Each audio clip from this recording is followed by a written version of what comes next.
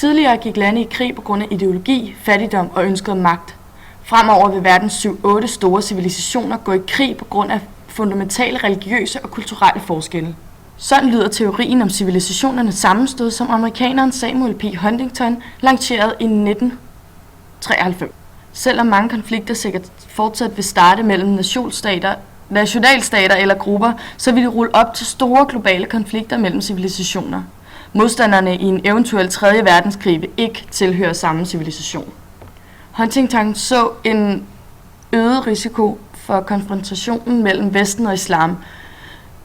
Muslimske terrorangreb i Vesten, især den 11. september 2001, har givet Huntingtons teori fornyet medvind. Men det er mennesker, der skaber kulturer, ikke omvendt. Og kulturer kan ændre sig, hvis befolkningerne ønsker det stærkt nok. Dette er det væsentligste kritikpunkt mod Huntingtons teori om civilisationernes sammenstød.